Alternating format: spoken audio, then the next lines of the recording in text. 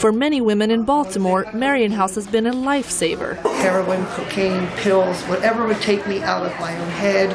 I had hit rock bottom. Marian House is a beautiful place to be. Robin is just one of the more than 1,000 women Marian House has helped to rebuild their lives in its 3 decades of existence. Founded originally as a transition program for women coming out of prison, it now provides a helping hand for other women in desperate circumstances.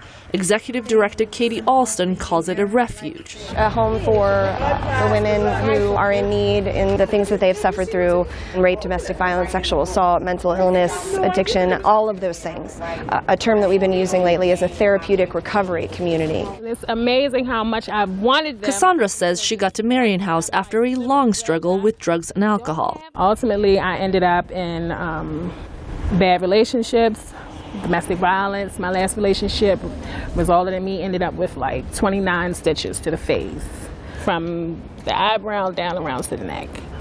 And she says getting into the program was not easy. It's hard to get in here. You know, you have to be interviewed to get in here. You have to meet with people that want to know that you are willing and ready to do something different. And it's like, I have nothing left.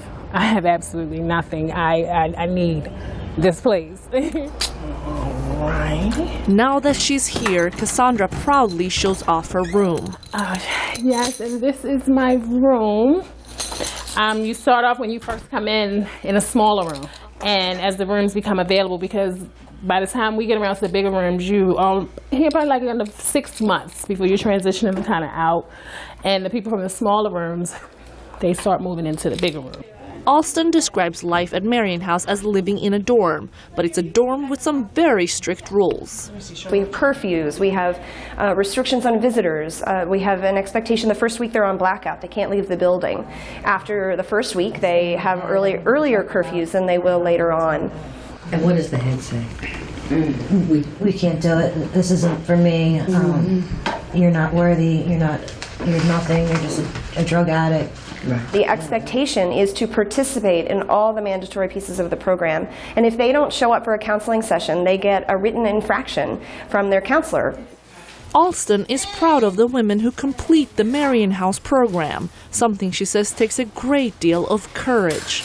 It's like jumping off a cliff. You leave everything behind, you don't know where you're going to land. It's often giving up the entire life that you've known. So independence, our tagline, is women moving from dependence to independence. Younger, I, dreamt of the husband and the white picket fence and the little dog.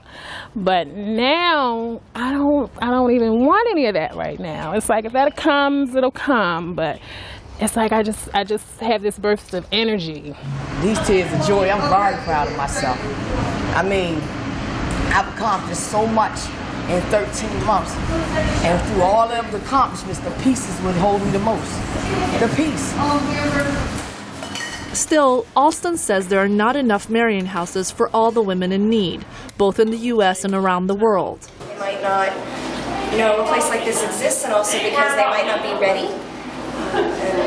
But we hope that someday they will be, and hopefully someday many of them, the ones especially who are nearby us, will find their way to us.